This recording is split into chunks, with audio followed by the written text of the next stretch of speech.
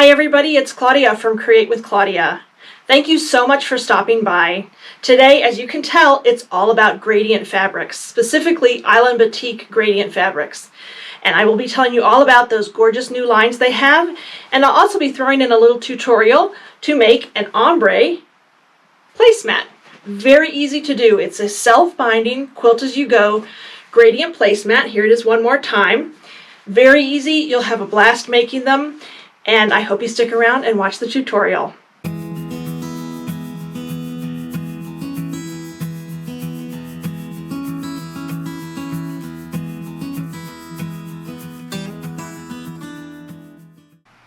Okay, so we're going to get to that placemat in just a minute, but I wanted to show you my ombre or gradient quilt. In 2022, I was once again named, it's my second year in a row, an Island Batik ambassador. What an honor. I am so excited to get going again with this. Last year we made so many beautiful projects, and I have already gotten my first shipment, which I'll be premiering here on January 26th.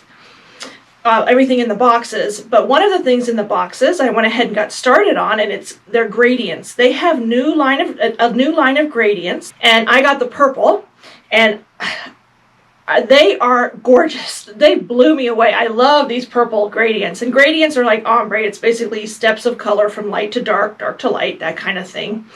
And the first challenge for the month, for January, was to make something gradient, like a gradient quilt. There are loads of new colors they have. They have not only purple, they have reds, greens, teals, oranges, yellow. I think the orange and the yellow are in the same bunch.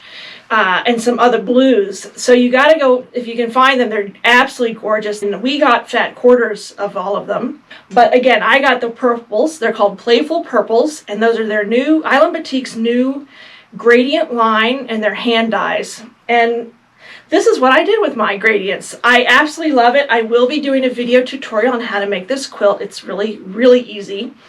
And the ombre really helps out, and it sort of does a lot of the work for you. I'd also really like to thank the Island Batik sponsors, the ambassador sponsors. We get all kinds of goodies from different sponsors in the industry. For example, in this quilt I used Hobbs batting, their polyester batting for this quilt. Thank you so much to Hobbs batting. I used Aurifil Thread to quilt, and in my machine I used Schmetz needles. So thank you to all of them as well. They provide so many products as well. You will see that in my January 26th unboxing video, which I can't wait to show you. But I'm going to show you how to make placemats with some of the remaining, and it's very easy to do. This is a no seams quilt as you go placemat.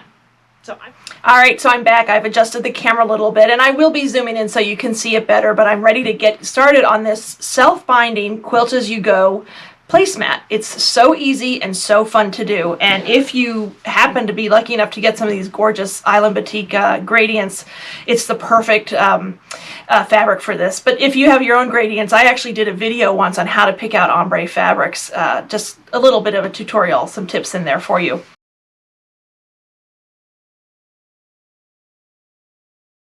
Now, because it's self-binding, we're going to make a bigger back. I'll show you what we're going to do, and I'll tell you how much. So to make one placemat, and the placemat measures when finished about 12 by 18 inches, you're going to need the following.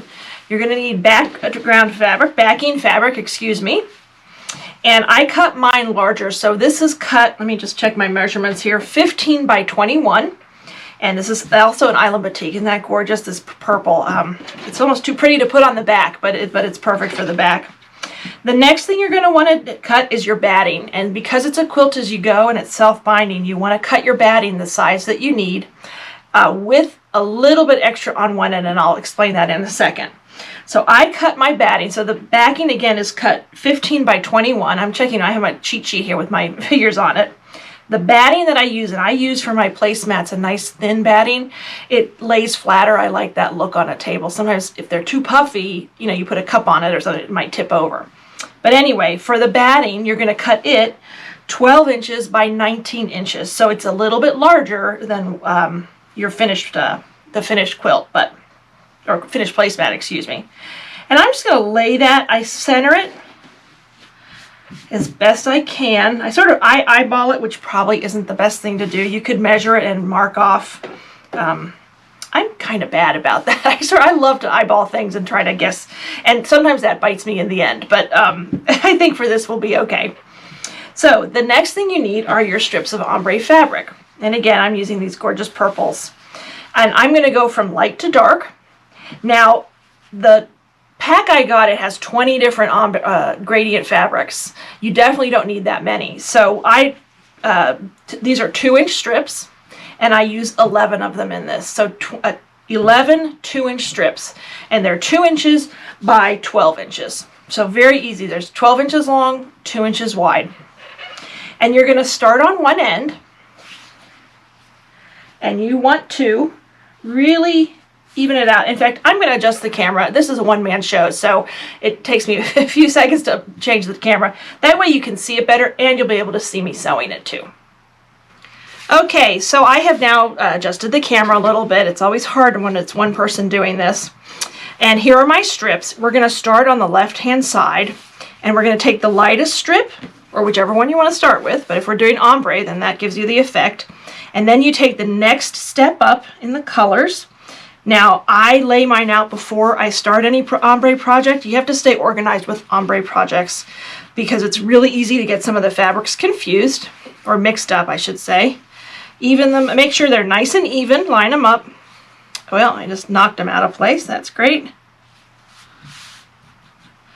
And then you're going to line this up on this left side. I start on the left, that's just how I do. Maybe because I'm right-handed, I'm not sure why I start on the left, but that's where I start. You want to make sure it's lined up on the left edge and on the top and bottom. And then you're going to sew a 1/4 inch, let me get my pencil, a 1/4 inch down this edge, okay? And you're going to sew through all the layers. You're almost like you're quilting.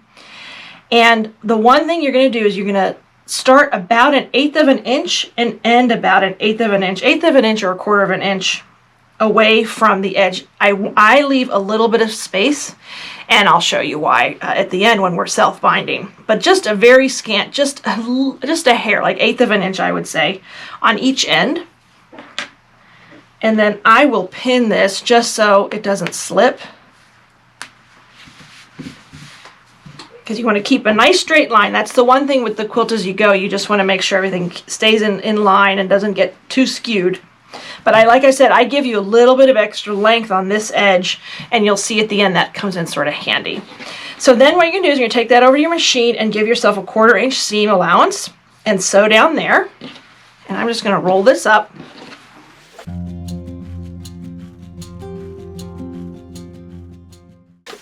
Okay. Now, of course, I told you to start 1/8 of an inch in, and I did not. So I'm going to have to just pick those little stitches out there. That's embarrassing. But, you know, we all do that every once in a while. I did it down here, but not up here. Anyway, I will fix that. But, so what you're going to do next, I will fix that later. You're going to fold this over and just finger press it down. Nice and easy. It's nice that batting actually acts as a little bit of a sticky, sort of adheres a little bit. Then you're going to pull over your next strip, if you can get it off. The next step up in the color. Line them up on both ends.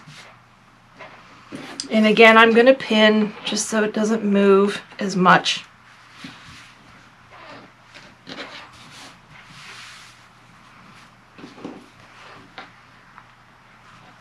And this time I'm going to remember that 1/8 of an inch up there. And let me go ahead and I'm going to just do that really quickly.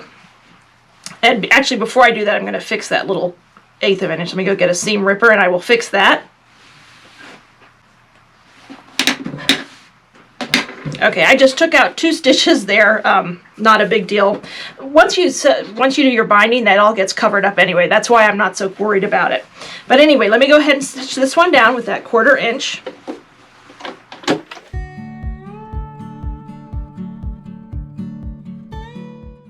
So here is the next color. So you can see it's starting to get a little darker. You see how that works its way up. Okay, so here we go. Then we're going to keep going, and you do this all the way across. And now I'm not going to sit here and sew every single piece for you on camera. I think that would get kind of boring. So I'm going to go ahead. I'm just going to start with this one. I'm going to keep moving along, and then I'm going to show you what we do at the end. But basically, you're going to go through all of your strips at the end, and then you should have a little bit of an overhang over here, and that's when I'm going to show you how to finish off this fun ombre self-binding quilt as you go placemat. Phew, that's a mouthful.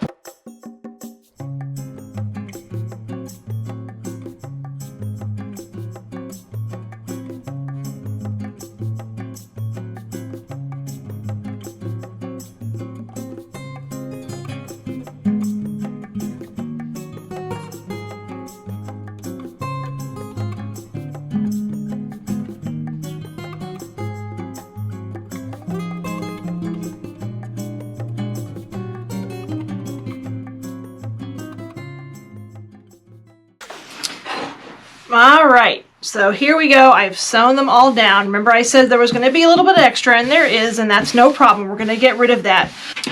Alrighty, so the first thing we want to do is we want to get rid of that extra batting. The reason I put that in there is because sometimes these skew a little bit, and I like to have a little bit of extra. This time it didn't, so that's sort of nice. I'm not too worried about it. Make sure when you cut it away that you fold away that backing, because we don't want to cut through that, because you're going to need that for your self-binding. Remember, we're self-binding. And you're just going to, I've already pressed this. You're going to get your ruler, and you're just going to trim right along that edge of that darkest purple fabric. And it may not be perfect. All right, so we're good. There we go. I can just toss that. And then we can pull this back out. Make sure it's nicely pressed. And what we're going to do is we're going to trim around, leaving a 1-inch border around all 4 sides. So you're going to take your ruler and you're just going to leave 1 inch around all 4 sides. And I'm going to do that and just cut. Then you can cut away the backing, and that's why you make the backing so much bigger. And there, I just throw that in my scrap bin. That's precious commodity there. I love keeping all my scraps. And you're just going to go around and you're going to cut off a 1 inch, 1 inch around the whole border.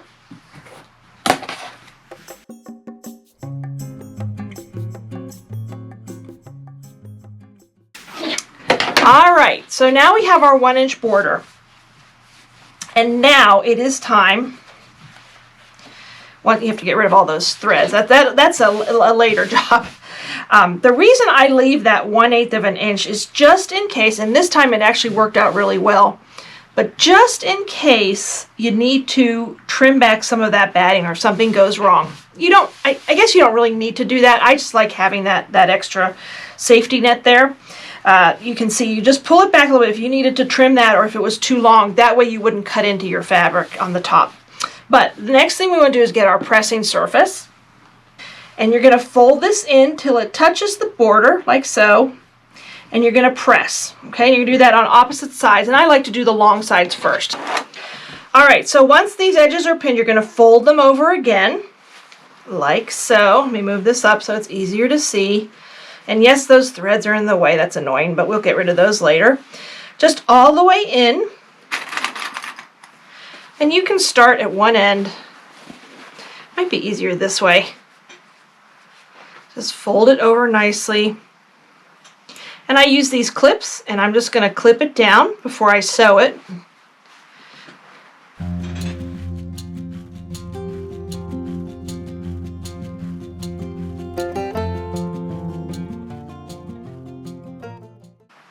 Alright, so there it is all clipped together, and then what I'm going to do is I'm going to top stitch right here on the edge. Let me get my pencil, maybe you can see it better. Right here on that edge, just along as close as I can get, just to have a nice finish. I'll top stitch. Normally I would probably choose a thread that would coordinate with this, like a purple, like a medium purple. I'm going to use some beige today just so you can see it better, but normally I would probably use a more coordinating thread. But I'm going to take it over my machine and do that and just top stitch, and I'll show you how that looks.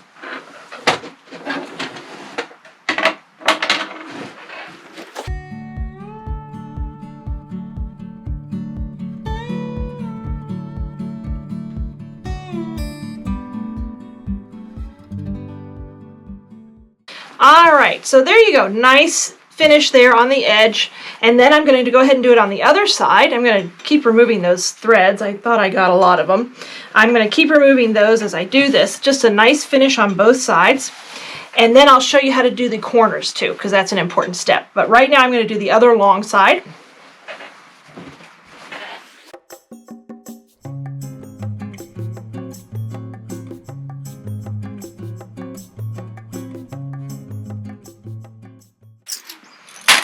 Alrighty, so here it is. I've sewn down both of the long edges. I've done the self-binding on both long edges, and now we're ready to do the short ends. So let me just trim away the threads. I did that on all the others too. Here you can see the back if you want to see that pretty fabric. You can just see the quilting on that.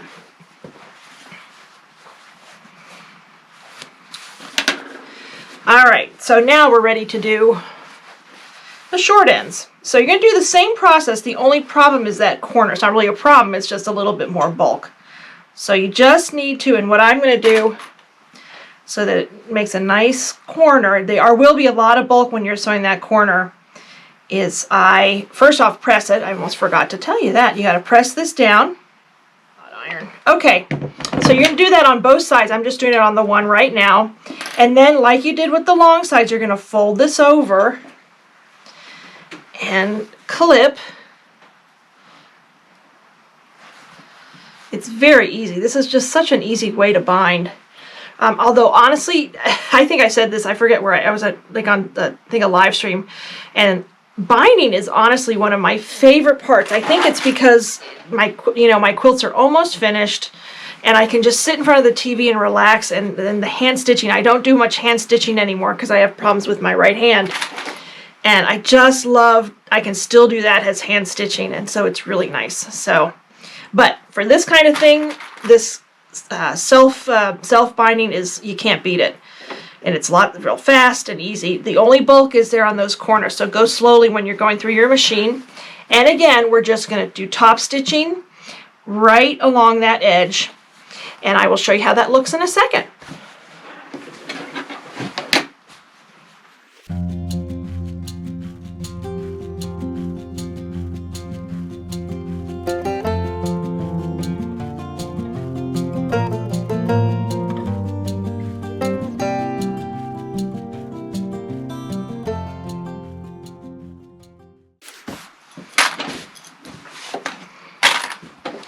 Alrighty, I'm just going to finish trimming these off. Isn't this pretty with those gorgeous Island Batik gradient fabrics? Like I said, they have all different colors.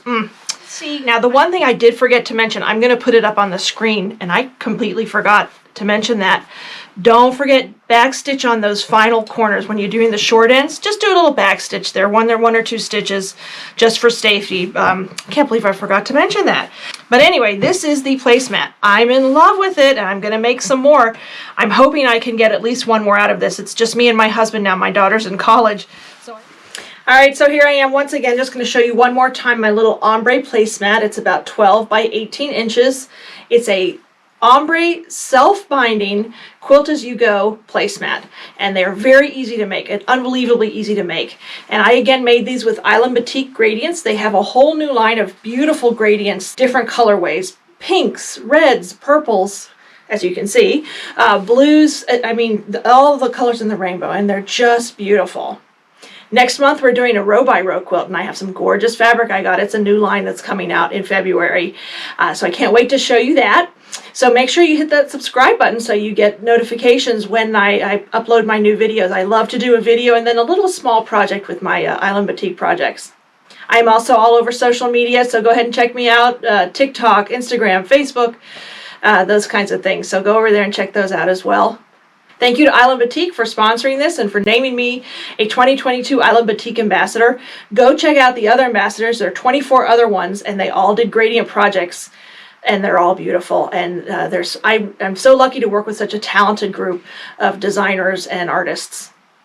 Thank you so much for watching, and have a great day.